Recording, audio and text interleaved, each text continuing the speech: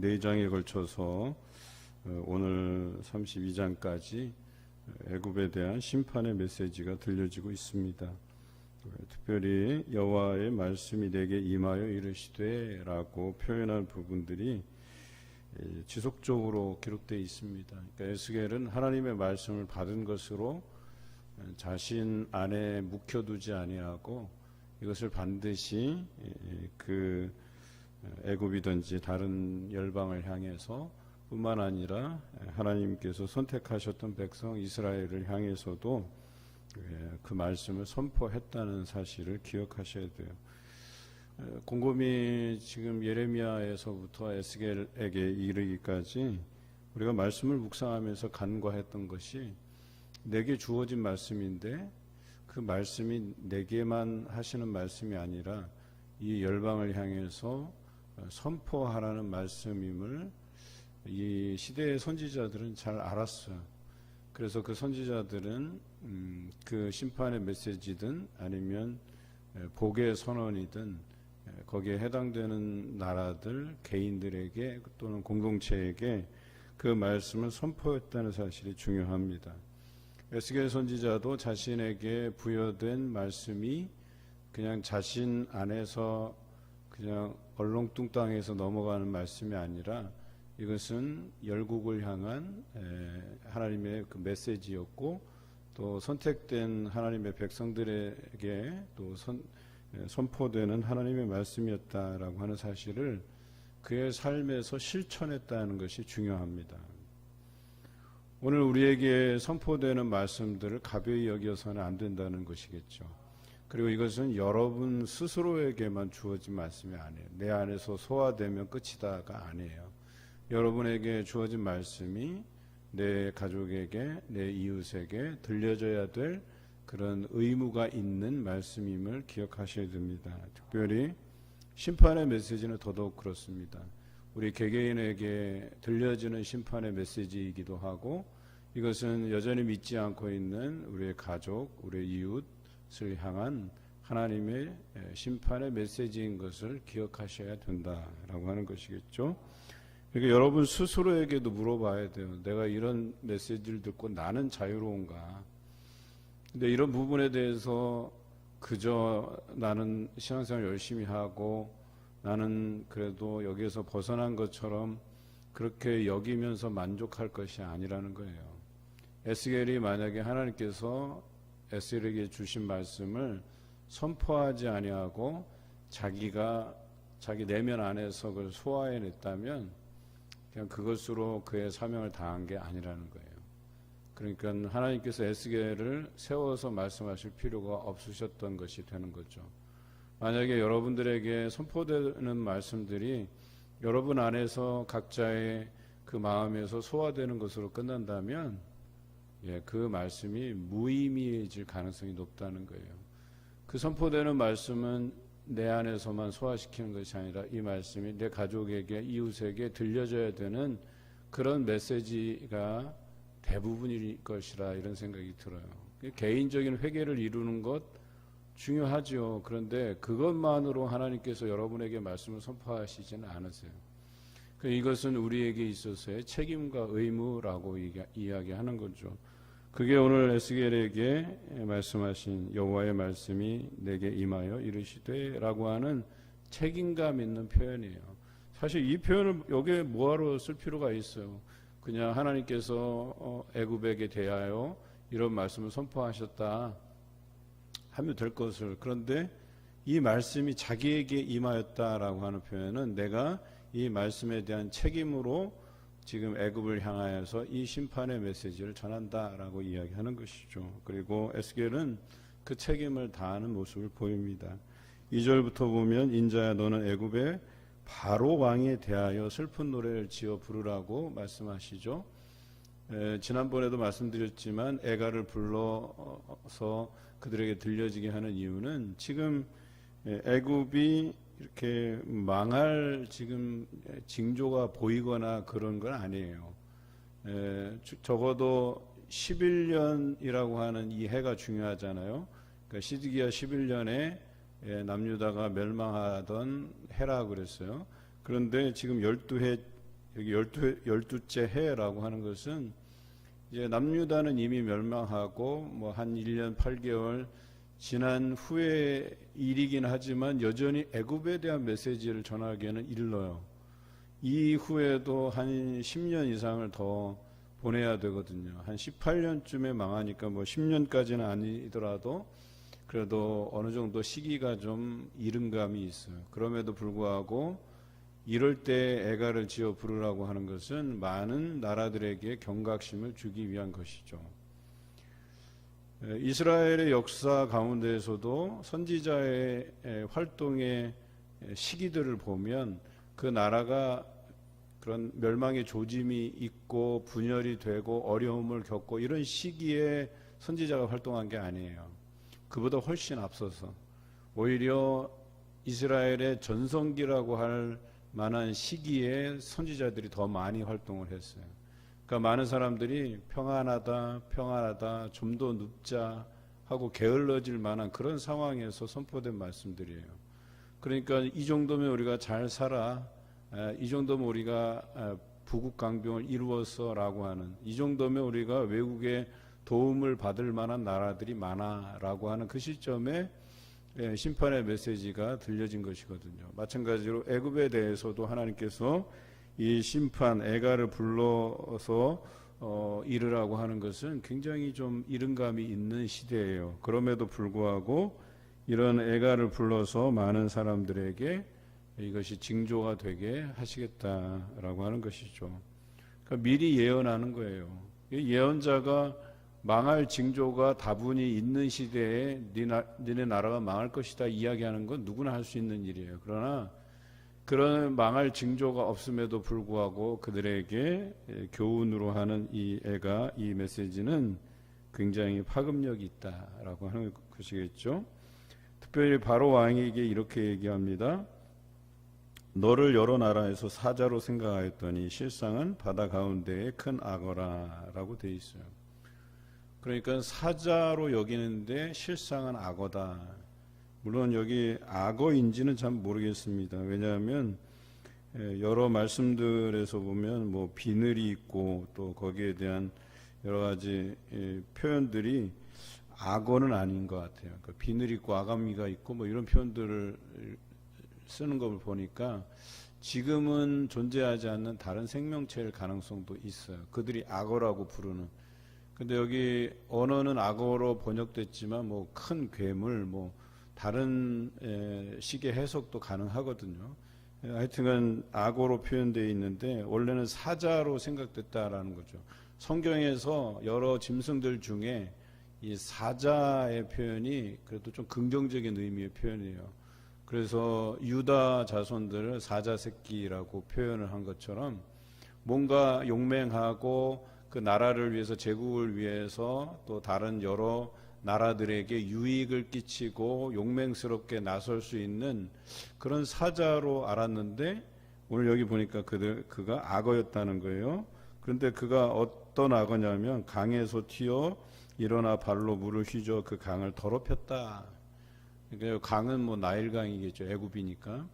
그러니까 나일강을 더럽혔다 이런 뜻은 뭐예요? 바로가 왕으로서의 그 역할을 잘 감당하지 못하고 오히려 그 나라를 망쳤다 이런 뜻이겠죠. 그러니까 뭐예요? 그것을 그물로 끌어오겠다고 3절에 기록하고 있어요. 하나님께서 이제 악어를 그물로 생포해서 끌어내겠다 이런 표현이에요. 이 그물이라고 하는 것은 심판을 상징하는 것이 많아요. 그러니까 이 성경에서 보면 그물을 치다라는 표현이 이제 멸망에 이르게 하겠다. 하나님의 심판이 이른다. 여러분 베드로뿐만 아니라 4명의 제자가 어부였잖아요. 그게 어부들에게서 우리가 받는 이미지도 심판에 대한 부분이 어감이 없지 않아 있어요. 그러니까 제자들을 부른 이유가 다가올 심판에 대해서 너희가 선포하도록. 그래서 그들이 예수님의 그 공생의 첫 선언처럼 하나님 나라가 가까이 왔고, 그러니까 회개하라 천국이 가까이 왔다라는 표현과 동일하죠. 그러니까 천국이라는 게 뭐예요? 결과적으로 우리에게는 심판의 메시지거든요. 그러니까 우리가 들어갈 것이기 때문에 우리는 구원의 메시지가 되겠지만 세상을 향하여서는 그게 심판의 메시지예요. 뿐만 아니라 천국 비유 중에 그물 비유도 있잖아요. 그게 다 뭐예요? 심판을 상징하는 것들이죠.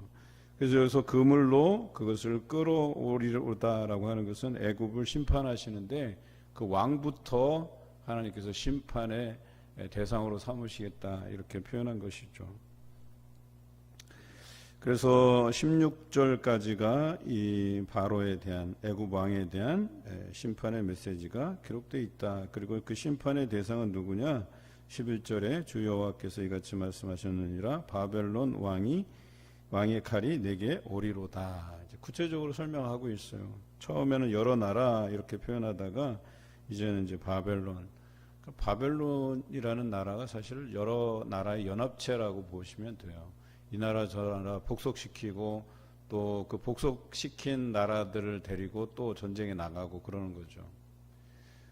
그들 중에서 가장 큰 족속이 메대 족속이에요.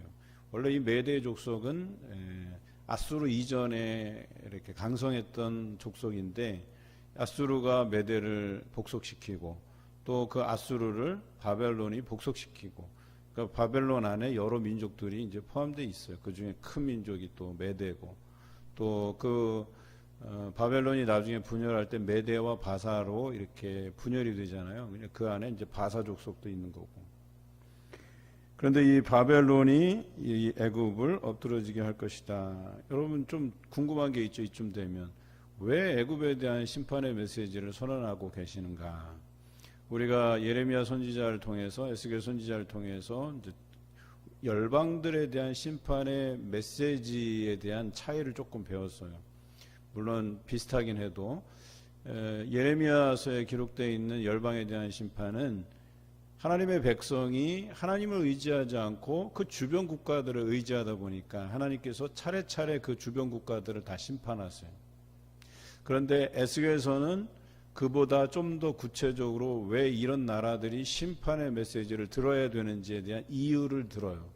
그 이유 중에 가장 흔한 주제 두 가지가 하나는 하나님의 백성을 보고 비웃고 조롱했기 때문에 또 그들이 멸망하는데 협력했기 때문에 그리고 두 번째 메시지는 그들이 교만했기 때문에 이렇게 선언하고 있죠. 그런데 오늘 이 애굽도 이제 그런 상황일 거라는 거죠. 하나는 교만했거나 아니면 하나는 어때요? 비웃고 조롱했거나 둘 중에 하나예요. 그리고 예레미야서를 따라서 해석하면 이스라엘이 여기에 대한 기대감을 걸고 있었을 거라는 거예요.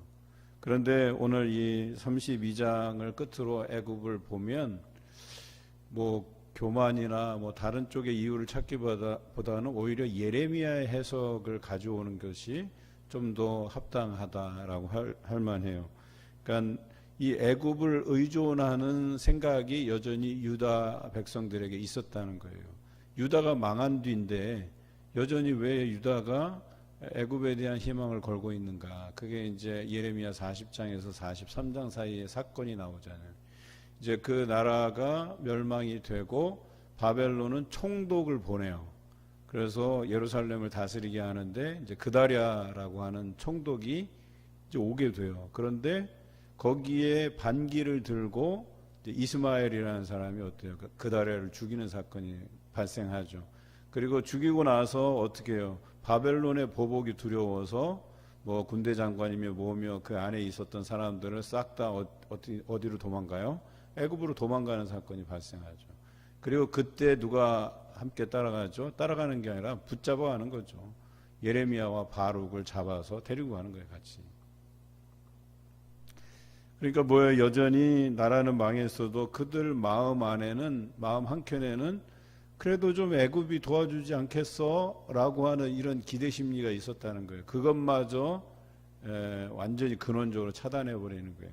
그래서 저는 이제 예레미야의 해석을 가져와서 이 애굽이 여전히 이스라엘이 애굽을 향한 그런 미련이 남아 있는 것마저도 다 어때요? 뿌리 뽑으신다 이렇게 해석하고 싶은 거죠. 17절부터 마지막 절까지는 이 애굽에 대해서 주변의 바벨론의 칼에 멸망당한 나라들을 상기시키고 있어요. 특별히 24절에 엘람, 그 다음에 26절에 메섹과 두발, 그리고 29절에 에돔, 30절에 시돈, 그리고 우리가 앞서서 이렇게 다루었던 나라들이 여러 나라들 있잖아요. 이런 나라들의 심판을 언급하면서 애굽왕 바로가 깨달을 것에 대해서 이렇게 메시지를 보내고 있는 것이죠. 그리고 앞선 말씀에서 보면 이렇게 심판의 메시지를 주시는 이유가 뭐예요? 15절의 말씀처럼 내가 여호와인 줄을 그들이 알리라. 이 메시지를 전하기 위함이죠. 그러니까 엘람도 있고 메섹과 두발도 있고 또 에돔도 있고 시돈도 있고 이 사람들이 다 어때요? 그 수치를 당하고 또 하나님의 심판 안에 놓인 것들을 보라 이렇게 이야기하고 있죠. 그런데 그 심판을 보면서 애굽 왕 바로가 위로받을 만한 것은 딱 한 가지가 있어요. 31절에 바로가 그들을 보고 그 모든 무리로 말미암아 위로를 받을 것이며 칼에 죽임을 당한 바로와 그 온 군대가 그러하리로다. 주 여호와의 말씀이니라 그랬어요.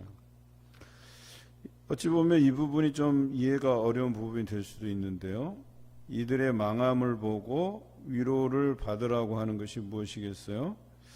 어찌 보면 여기 32절에도 나와 있지만 내가 바로로 하여금 생존하는 사람들 세상에서 사람을 두렵게 하게 하였으나 이제는 그가 그 모든 무리와 더불어 할례를 받지 못한 자 곧 칼에 죽임을 당한 자와 함께 누이리로다. 주여의 말씀이니라. 이 심판의 메시지를 듣고 바로가 왜 위로를 받아야 되는가? 이 부분에 대해서 좀 이해가 안 가실 수도 있지만 저는 이제 이것을 이렇게 해석합니다. 그래도 너만 홀로 외롭게 하나님의 심판 안에 놓인 것이 아니라는 거예요. 그러니까 여전히 다른 주변의 국가들이 이 심판의 메시지를 듣고 또 망했던 것 같이 너도 이제 망할 것인데 이 망하는 것이 너에게는 그렇게 외로운 메시지는 아니다. 왜냐하면 이미 하나님께서 예레미야서를 중심으로 해서 해석하면 이스라엘이 의지할 만한 주변의 국가들을 하나님께서 하나씩 다 정리하셨듯이 너도 그와 같이 심판을 받을 것이다 라고 하는 이 메시지를 들은 것이 오히려 위로가 될 것이라는 거예요. 이 주변 국가들도 그와 같이 다 하나님의 심판 안에 놓였기 때문에, 그리고 이 심판의 주관자는 하나님이신 것을 너희가 알기 때문에 라고 저는 이 부분에 대해서 조금 희망적인 메시지를 드리고 싶은 거예요. 그 위로를 받으라고 하는 것은 이 열국에 대한 심판의 메시지를 선포하시면서 예레미야에게 하신 말씀, 이사야 선지자를 통해서도 말씀하셨지만 남은 자에 대한 희망이 있다는 거죠. 그래서 이 심판의 메시지를 듣고 하나님께 돌아오는 사람들, 회개하는 사람들, 또 하나님께서 이 역사의 주관자이심을 인정하는 사람들은 하나님의 그 구원 안에 포함되어 있다. 그들이 이렇게 심판 가운데서도 솟아날 구멍, 즉 그들이 구원받을 만한 그런 때가 있음을 우리에게 보여주시는 말씀입니다. 오늘 32장까지 이 애굽에 대한 심판에 대해서 4장에 걸쳐서 이렇게 설명하고 있습니다. 결론적으로 우리가 의지할 만한 분은 하나님 한 분뿐이시다라고 하는 메시지, 역사의 주관자도 하나님이시고 뿐만 아니라 우리에게 주어진 귀한 말씀들이 여러분 스스로에게서만 해석이 되고 소화되는 게 아니라 이것은 우리 주변에 있는 분들에게 선포되어야 될 심판의 메시지인 것을 기억하셔야 된다. 나 혼자만 그래 내가 이것에 대해서 반성해야지, 회개해야지, 이런 선에서 그치는 것이 아니라 이 심판의 메시지가 여전히 우리 주변에, 우리 시대에 유효하고 이 메시지를 듣지 아니하는 자들에게는 심판이 임할 것이라고 하는 이 사인을 주어야 된다는 것이죠. 여러분, 시대의 소명, 또 우리가 이 땅에서 살아가는 목적, 이것은 나 혼자 구원받고자 함이 아니라는 사실을 기억하시고, 또 올 한 해도 우리가 다시 한번 70일 전도대행진을 선포할 시기가 다가오는데 우리 주변에 구원받아야 될 사람들, 또 당연히 이 심판의 메시지를 듣고 하나님께로 돌이키게 해야 되는 여러 사람들을 생각하시고 그들을 위해서 기도하시는 여러분 되시길 주님의 이름으로 기원합니다.